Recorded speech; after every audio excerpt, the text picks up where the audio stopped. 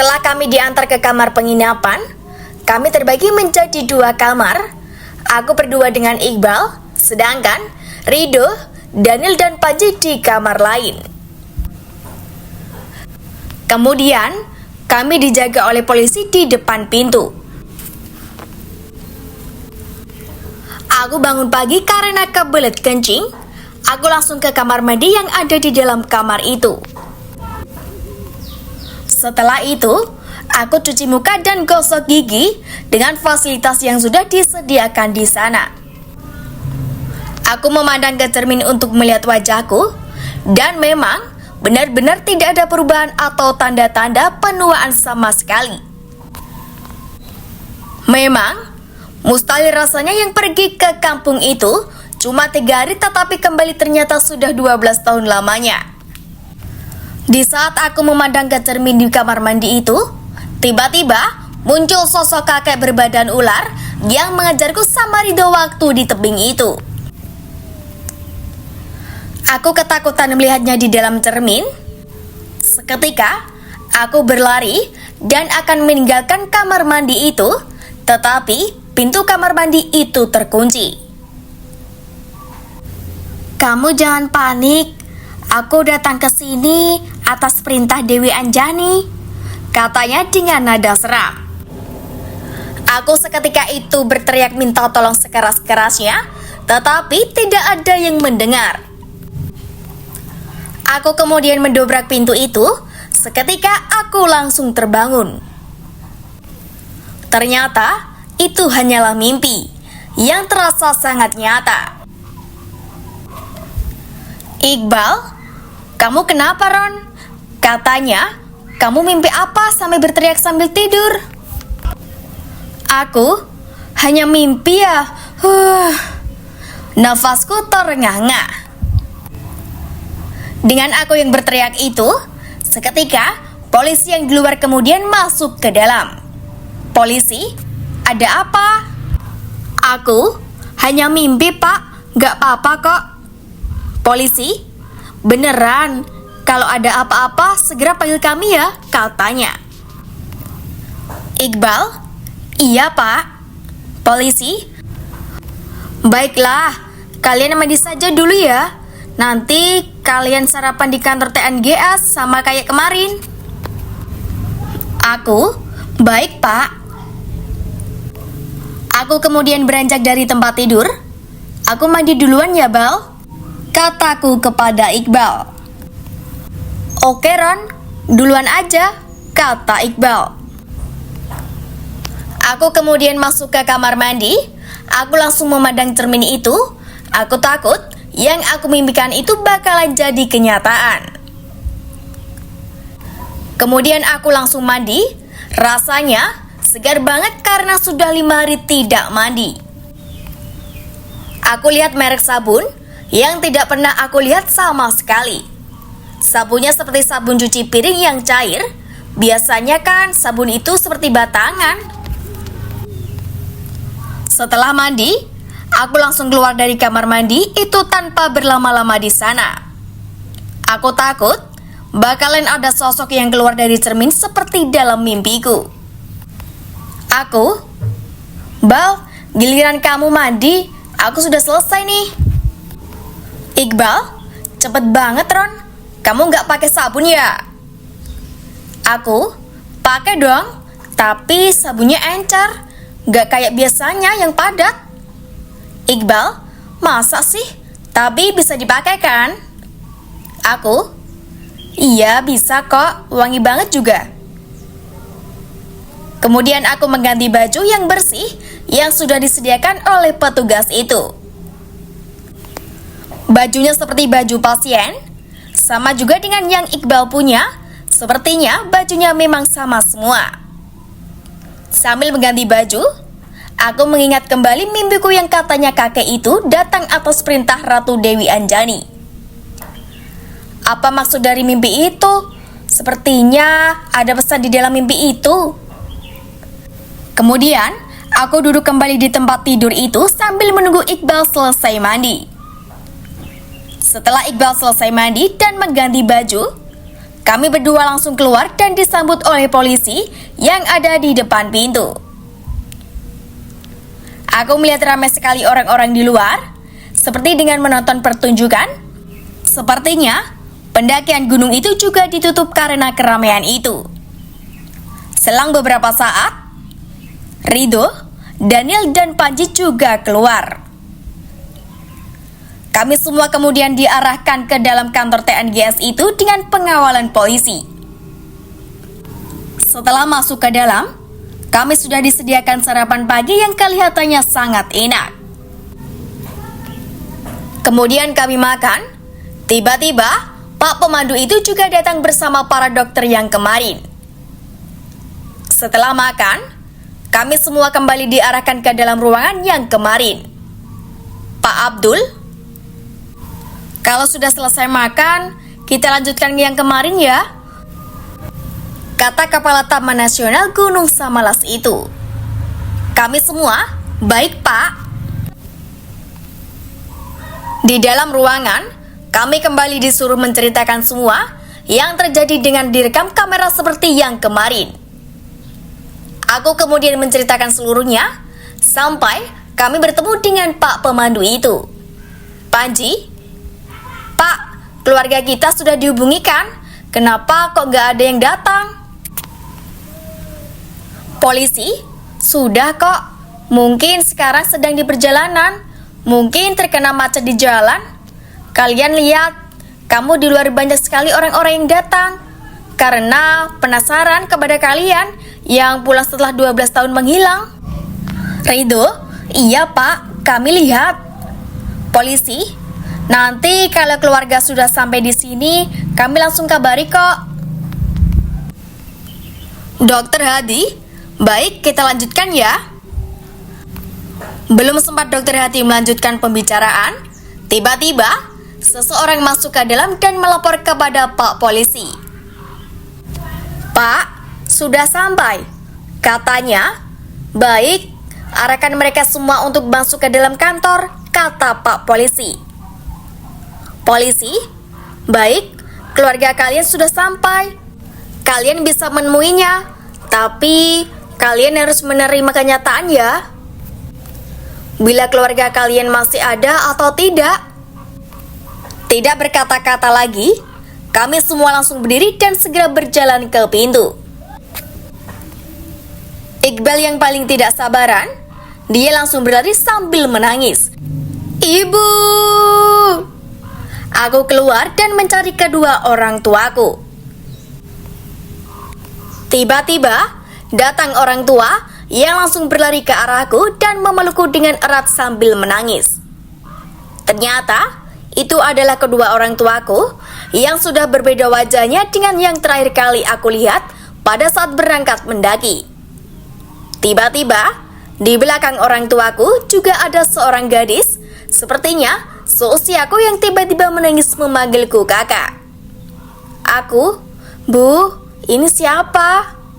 Ibu, ini kan adikmu Anissa, dia sudah besar sekarang. Aku kaget seketika melihatnya, padahal 5 hari yang lalu, saat aku berangkat mendaki dia masih bersekolah kelas 3 di bangku SD.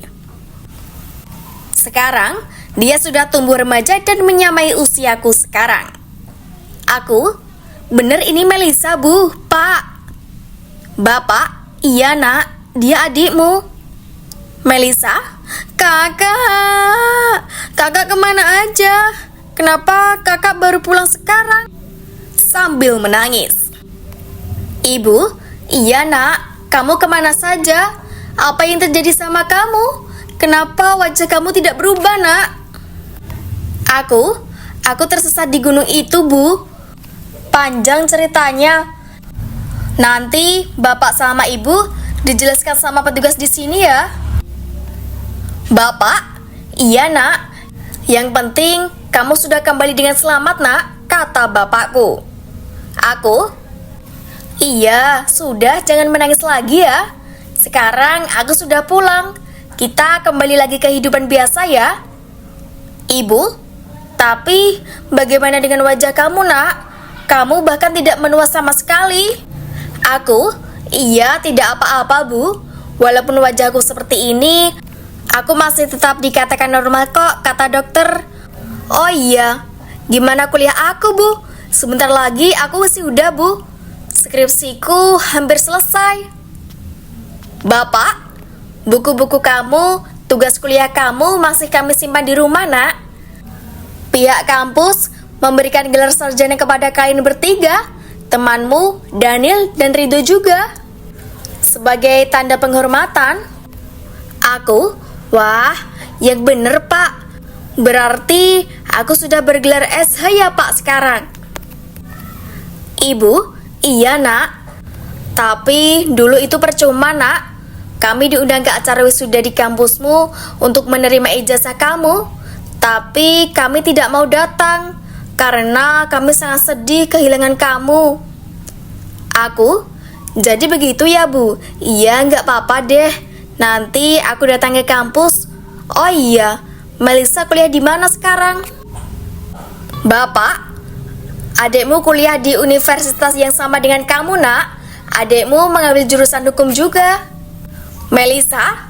Iya, Kak. Aku berniat menggantikan kakak untuk membanggakan orang tua. Aku? Hebat ya, Dek. Aku kemudian mencubit pipi adikku, sama seperti yang aku sering lakukan ketika aku iseng mengganggunya saat bermain waktu dia masih kecil, bisa dibilang 1 minggu yang lalu. Aku kemudian melihat teman-teman yang lain juga sedang sibuk berpelukan bersama keluarganya masing-masing. Tetapi hanya Iqbal yang menangis, bersedih, terlihat dia cuma bersama 1 orang wanita tanpa ada keluarga yang lain bersamanya. Bu, tunggu aku ya, kataku. Kemudian, aku menuju ke Iqbal yang sedang bersama 1 orang wanita yang usianya mungkin sama dengan usia ibuku. Aku, Iqbal, kamu kenapa? Kataku sambil memegang pundak Iqbal yang sedang menangis. Iqbal, bapakku sudah meninggal, Ron, kataku sambil menangis. Ibu Iqbal, iya, Nak, bapaknya Iqbal meninggal 1 tahun yang lalu. Aku, yang sabar ya, Bal, kataku sambil memegang pundaknya. Aku ikut sedih mendengar bahwa bapaknya Iqbal sudah meninggal. Iqbal memang anak tunggal, makanya hanya ibunya yang datang ke sini. Kemudian, aku pergi ke arah keluarga Rido. Di sana, Rido terlihat tidak menangis. Ada 2 laki-laki tua di dekatnya dan 4 orang wanita dan 1 anak perempuan.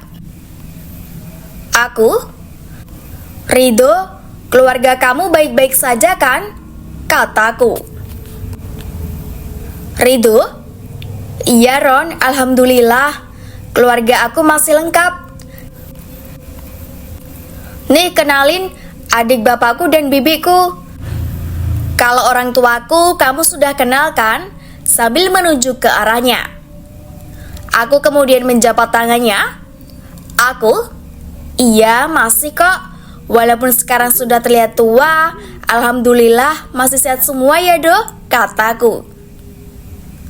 Rido, kalau wanita ini kamu kenal nggak? Aku, enggak, Do, siapa? Rido, ini kan adik aku yang sering main masak-masak di depan rumahku. Aku, bukannya ini adik kamu, Do, kataku sambil melihat ke anak perempuan yang kecil. Rido, itu adik anak pamanku. Padahal seminggu yang lalu paman aku belum menikah. Sekarang tiba-tiba punya anak. Rasanya aneh sekali ya, Ron. Aku, iya, Do. Adik kamu ini aja sudah gede ya. Mustahil memang, tapi inilah kenyataannya. Rido, iya, Ron. Intinya kita kembali ke keluarga dengan selamat. Aku, terus kakek kamu kemana, Ron? Yang kemarin datang meminjamkan pancing kepada kita. Bapaknya Rido, kakeknya Rido ada di rumah. Sekarang sudah tidak bisa berjalan karena sudah tua, Nak, kata bapaknya Ridho. Aku, semoga kakekmu tetap sehat ya. Nanti aku datang jenguk ya kalau kita sudah pulang. Ridho, iya Ron, datang aja. Aku, ya udah, aku kembali ke keluarga aku ya. Ridho, oke Ron. Aku kemudian berjalan dan melihat Daniel juga sedang bersama keluarganya sambil menangis. Kemudian, Panji juga terlihat bersama keluarganya dan sambil menangis juga. Di antara kami berlima, keluarga Panji yang paling ramai datang. Pak Abdul, baik semuanya, bagi keluarga, semuanya diminta untuk menunggu di sini. Kami masih akan melakukan investigasi terkait kasus ini ya. Jadi, mohon dimaklumi. Setelah ini selesai, kalian bisa kembali pulang ke rumah masing-masing, kata kepala TNGS itu. Panji, aku mau pulang, Pak. Apalagi yang harus kami jelaskan. Kami semua sekarang sudah pulang dengan selamat. Ini semua karena kehendak yang kuasa. Tidak ada yang perlu ditanyakan lagi, kata Panji. Dokter Hadi, kami hanya perlu mencari tahu fakta yang terjadi sebenarnya agar kasus ini bisa menjadi pembelajaran bagi umat manusia. Iqbal, kalau Bapak semuanya tidak percaya, kalian semua bisa langsung ke hutan dan mencari kampung itu. Dokter Hadi, iya, kami tahu perasaan kalian sekarang. Kalian sedang dalam keadaan bimbang serta bingung karena dunia ini sudah berubah. Keluarga kalian tidak lagi utuh. Kemudian, di tengah perdebatan terdengar suara helikopter yang sepertinya akan mendarat di dekat kantor itu. Benar saja, helikopter itu mendarat di lapangan kampung yang ada di sana. Tiba-tiba, polisi khusus masuk ke kantor itu dengan membawa senjata laras lengkap dengan rompi anti peluru dan helm. Tentara juga seketika masuk ke dalam kantor itu. Ada apa ini? Kenapa militer semakin banyak yang kesini? Apa yang terjadi? Kataku dalam hati. Tiba-tiba, datang sekelompok orang dengan memakai baju putih seperti baju dokter dan satu perwira tinggi tentara. Perwira, kami dari Badan Intelijen Negara serta Kementerian Pertahanan dan Lembaga Penelitian Pengembangan Kesehatan Nasional. Kami kesini untuk membawa kalian semua ke laboratorium pusat di Kota Mataram. Kemudian, lengan kami langsung dipegang dua orang polisi yang membawa kami ke dalam helikopter mobil khusus yang sudah terparkir di luar. Kami kemudian menangis seketika karena meninggalkan keluarga. Tapi kami pasrah dan tidak memberi tak setelah perwira tentara itu mengatakan, kalian akan baik-baik saja. Dari sini kami akan mengambil alih kalian untuk mengamankan dari pihak luar. Keluarga kalian di sini juga akan dijaga oleh personil militer. Jadi kalian gak usah khawatir. Kalian akan kami pulangkan kembali ketika kami telah selesai melakukan penelitian pada kalian, kata perwira militer itu.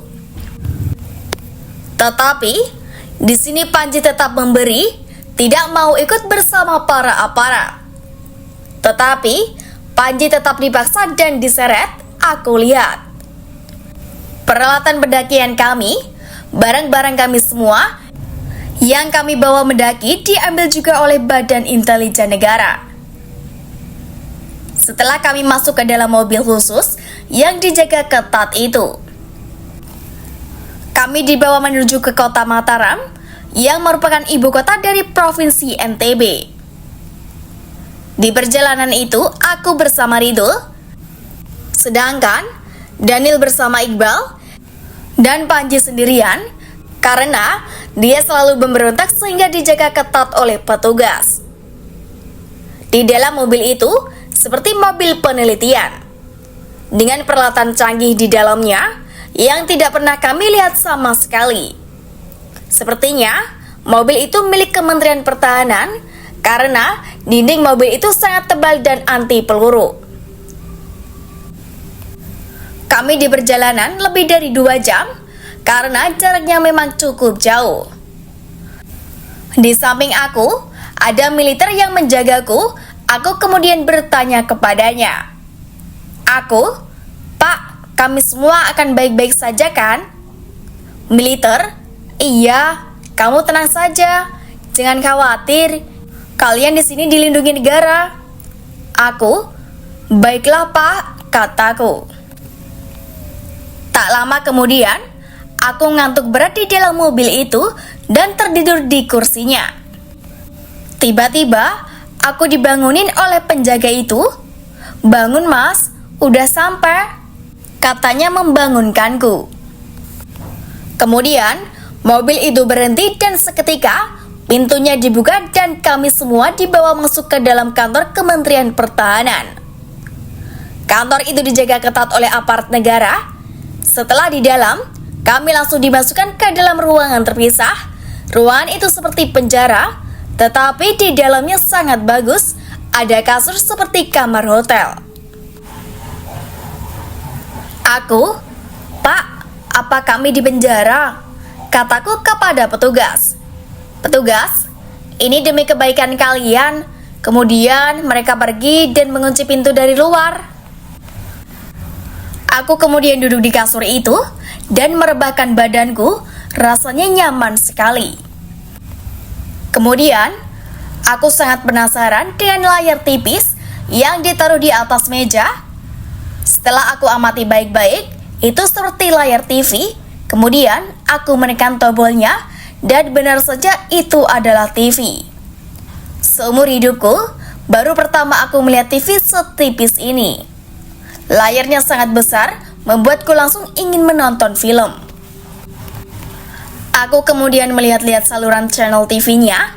Tidak ada program TV yang aku kenal sama sekali. Aku kemudian menemukan acara berita, dan di sana yang dibahas adalah kami berlima yang telah hilang 12 tahun yang lalu di Gunung Samalas kembali dengan selamat. Dari acara itu, aku jadi mengerti kenapa orang-orang penting bisa mengetahui kepulangan kami. Ternyata ada yang merekamnya dan menyebarkannya. Tetapi, kenapa zaman sekarang informasi berupa gambar atau video sangat cepat sekali tersebar? Yang aku tahu sulit sekali orang-orang bisa merekam sesuatu dan menyebarkannya ke seluruh Indonesia. Tak lama kemudian, datang petugas berpakaian seperti dokter masuk ke selku. Aku kemudian dibawa ke ruangan, seperti ruangan interogasi.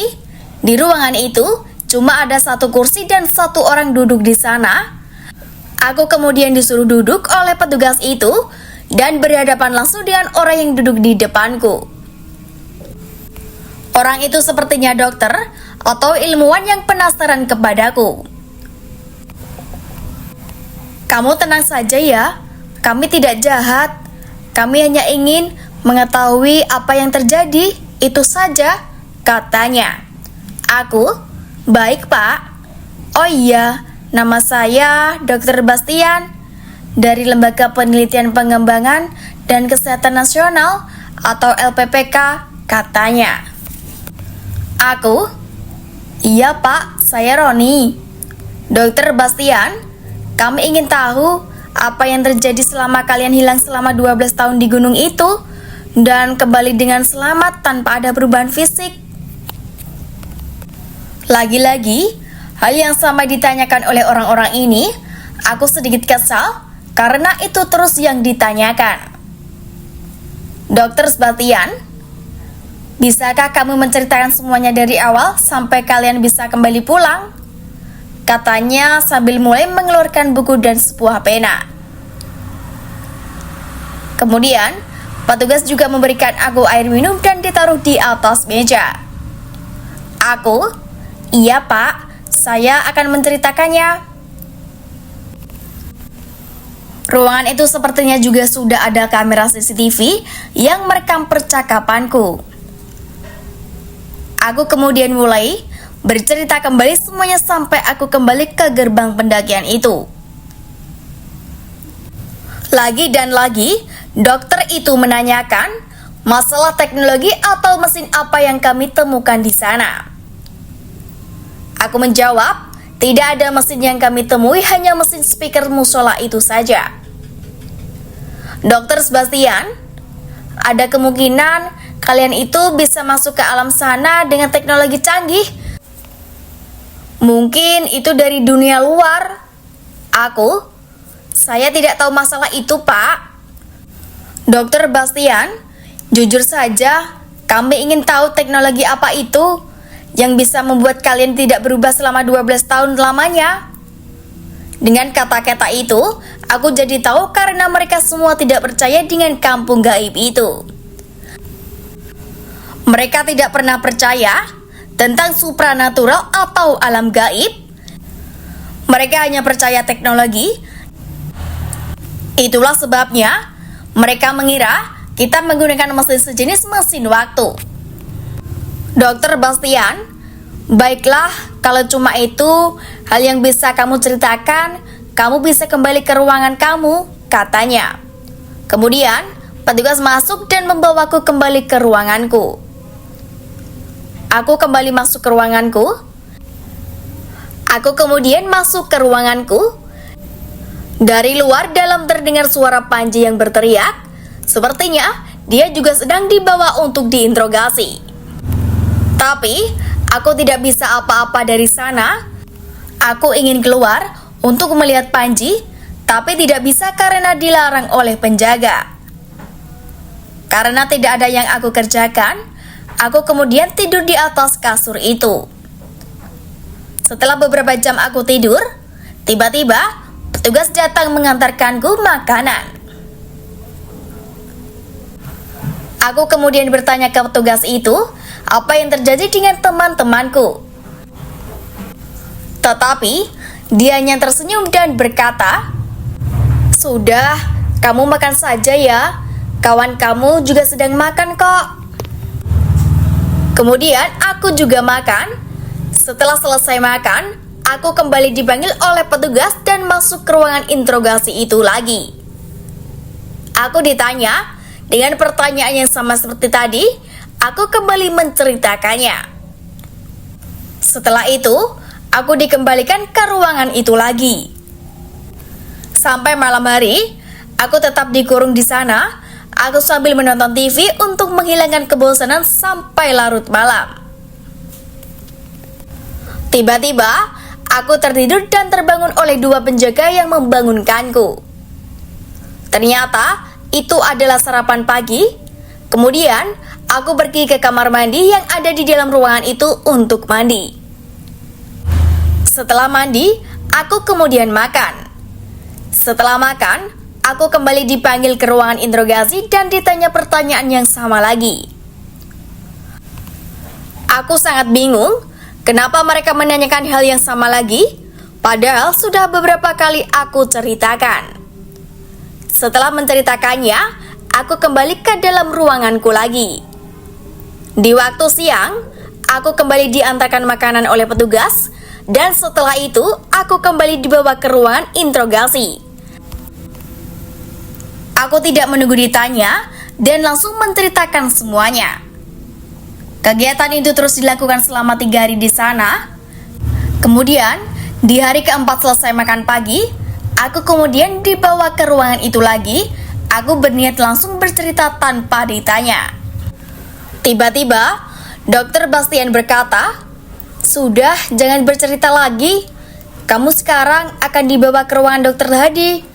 Tubuh kamu akan diperiksa." Dokter Bastian, ini sebagai penelitian. Kami ikuti saja. Setelah penelitian itu, kami akan mengantar kamu pulang dan kamu bisa kembali hidup dengan normal. Aku kemudian dibawa ke ruangan medis. Di sana sudah ada Dokter Hadi dan satu dokter yang tidak aku ketahui namanya, dan beberapa asistennya serta diawasi oleh tentara. "Dokter Hadi, gimana kabarnya, Ron? Kamu berbaring di sini ya?" katanya sambil tersenyum. Aku, saya tidak akan dibunuh kan? Kataku dengan khawatir. Dokter Hadi, enggak kok. Kami hanya akan meneliti sel pada tubuh kamu. Kami akan mengecek sampel darah kamu. Tenang saja, nggak sakit kok. Aku, baiklah dok, tapi setelah ini kami bisa pulang kan? Dokter Hadi, iya, nanti kalian bisa pulang. Kemudian, aku dibaringkan ke sebuah meja seperti itu dengan teknologi canggih dengan dilengkapi komputer yang ada di samping tanpa aku berbaring itu. Kemudian, aku diperiksa mulai dari kulit, mata, perutku juga di USG, darahku diambil sedikit dan dibawa. Setelah itu, aku disuntikkan sebuah obat.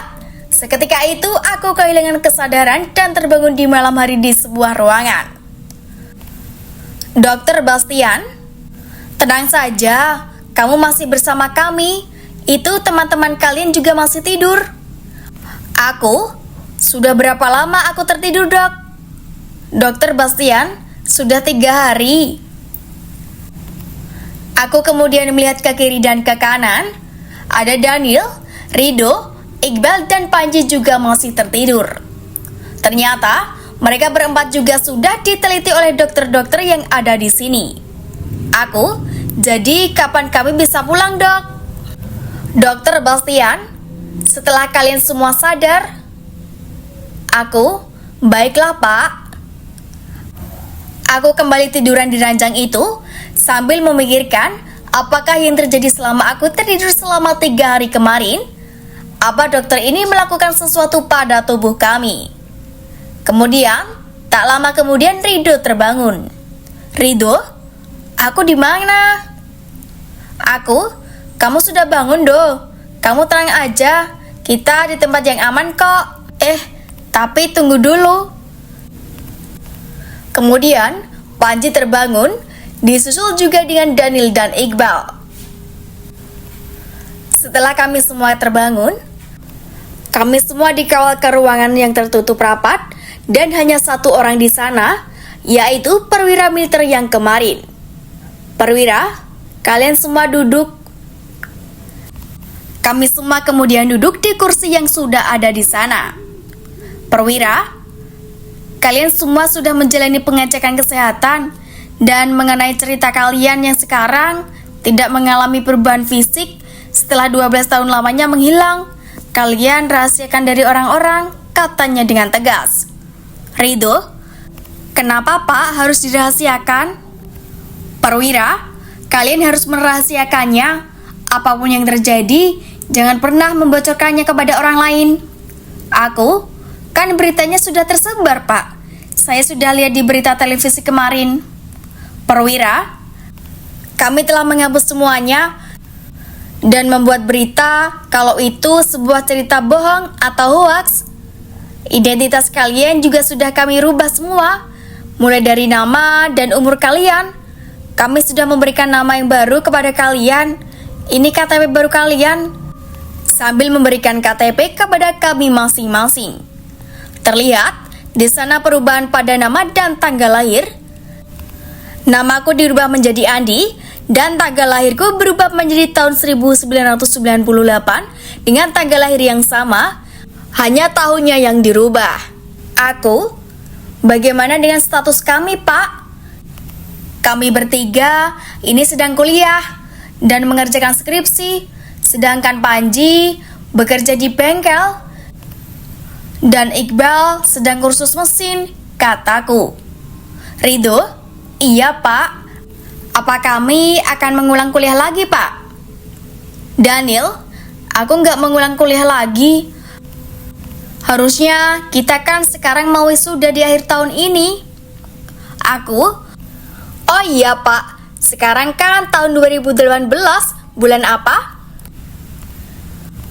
Perwira, sekarang bulan November. Sepertinya kalian hanya berubah tahun saja, tetapi tanggal dan bulan sama saja.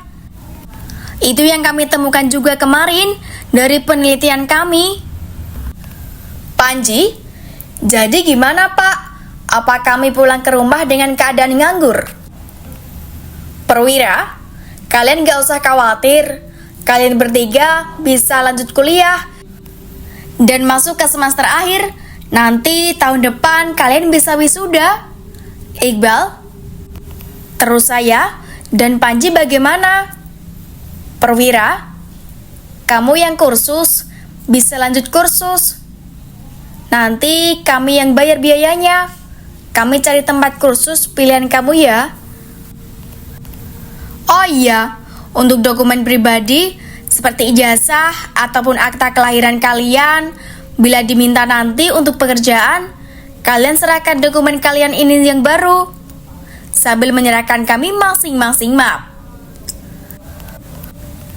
Aku membukanya, ternyata di dalamnya sudah ada dokumen pribadi kami yang baru seperti KK, akta kelahiran, dan ijazah sekolah. Ternyata semuanya sudah dibuat oleh pemerintah untuk keamanan kami. Panji, terus saya gimana Pak? Kemarin saya bekerja di bengkel motor Pak. Perwira, kamu nanti kami berikan pekerjaan di bengkel dealer. Kamu tinggal masuk saja nanti. Ini alamat kantornya, sambil menyerahkan kartu alamat bengkel itu. Perwira, kemudian mulai sekarang kalian mulai hidup baru. Kalian semua masih tetap akan diawasi oleh pemerintah. Bila terjadi sesuatu atau hal yang aneh, kalian segera melapor ke kantor ini ya. Aku, baik Pak, kami akan melaporkan jika terjadi hal yang aneh. Perwira, mengenai nama kalian itu, kalian harus memakainya. Jika kalian berkenalan sama orang lain, mungkin akan berat untuk awalnya. Kalian boleh memanggil dengan nama yang lama jika kalian berlima yang berkomunikasi. Tapi baiknya kalian gunakan dari sekarang. Aku, baik Pak, kami akan segera beradaptasi dengan identitas kami yang baru. Perwira, baiklah, kalian boleh pulang sekarang. Kalian nikmati kehidupan di tahun 2018 ini. Selamat datang di tahun 2018. Kemudian, perwira itu langsung meninggalkan ruangan itu. Kami kemudian diarahkan untuk keluar dari kantor itu dan dibawa pakai mobil biasa. Kami kemudian diturunkan di terminal bus serta diberikan uang untuk ongkos pulang. Itu dilakukan agar tidak ada kecurigaan dari orang-orang, sehingga kami disuruh pulang menggunakan angkutan umum. Setelah kami semua masuk ke dalam bus, kami duduk secara terpisah di dalam bus itu. Aku dan Daniel duduk berdekatan karena nanti bakalan turun di terminal yang berbeda dengan Panji, Ridho, dan Iqbal, soalnya rumahnya berada di desa sebelah. Aku melihat ke dalam bus itu, terlihat sangat berbeda dari bus-bus yang lama. Jalannya sangat ramai dan gedung-gedung menjulang tinggi. Gaya pakaian juga sangat berbeda dari tahun 2006 itu.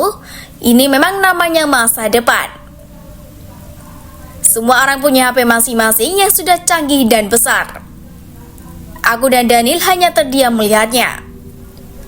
Kemudian, kami melihat motor-motor di jalanan yang sudah baru dan keren sekali kelihatannya. Tak lama di perjalanan, aku kemudian mengenali jalan yang dilewati bus itu. Itu merupakan arah ke kampusku. Seketika itu, aku melihat dari jendela bus itu, kampus Universitas Mataram itu sudah direnovasi. Bangunannya menjadi sangat besar dan bagus. Aku, lihat Nil, kampus kita sekarang besar banget ya. Daniel, iya Ron, gak nyangka ya bakalan jadi bagus begini.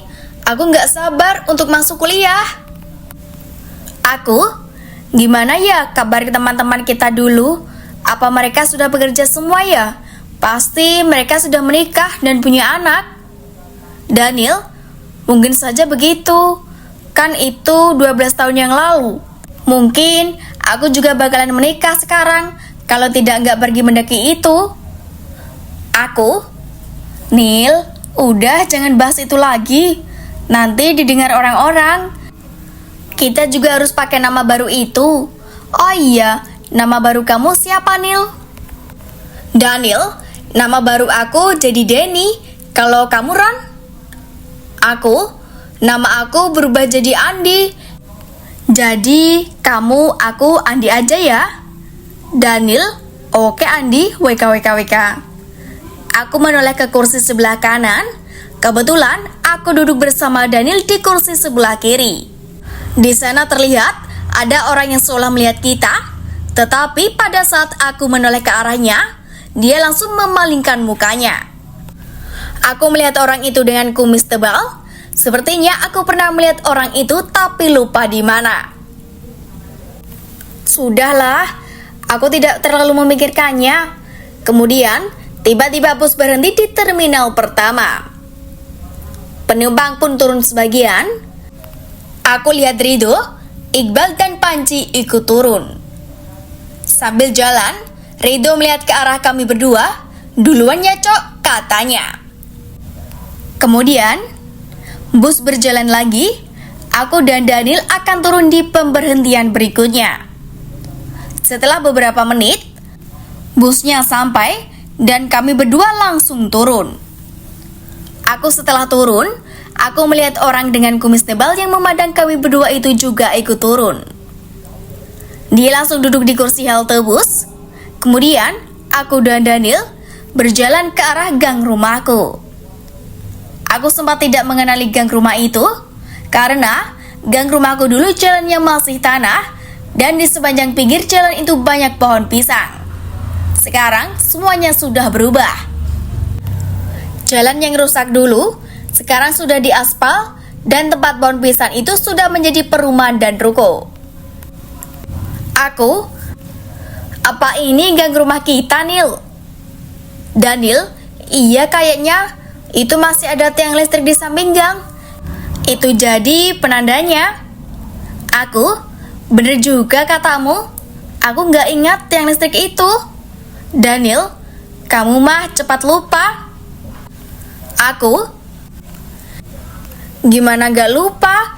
Emang berubah drastis kok. Aku nggak sadar kalau orang yang berkumis itu duduk di bangku halte itu.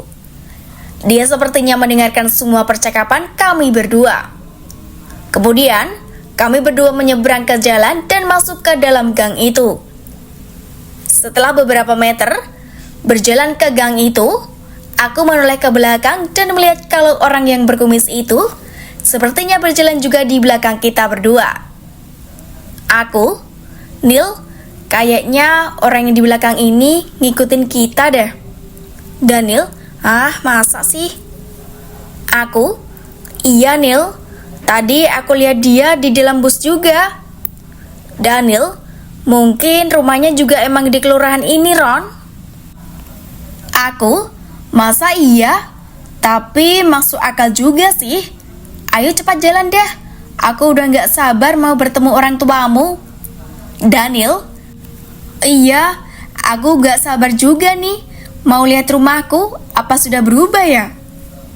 Kemudian kami mempercepat langkah kaki agar cepat sampai ke rumah. Setelah di persimpangan gang, aku kemudian berpisah dengan Daniel. Rumahku dengan Daniel jalannya berbeda. Kemudian aku melihat ke belakang apa orang itu masih berjalan di belakangku. Ternyata masih berjalan. Aku semakin curiga dan lumayan berhati-hati terhadapnya. Akhirnya, aku berlari sekencang-kencangnya. Sepertinya orang itu tidak sanggup berlari karena sudah lumayan tua. Akhirnya, aku sampai di rumah. Semuanya tidak berubah, hanya jalannya saja yang sudah berubah dan tembok rumahku juga sudah pakai bata, dulunya hanya pakai bambu. Aku melihat ke rumahku, ternyata sudah ramai orang-orang dan keluarga besar aku kumpul di sana.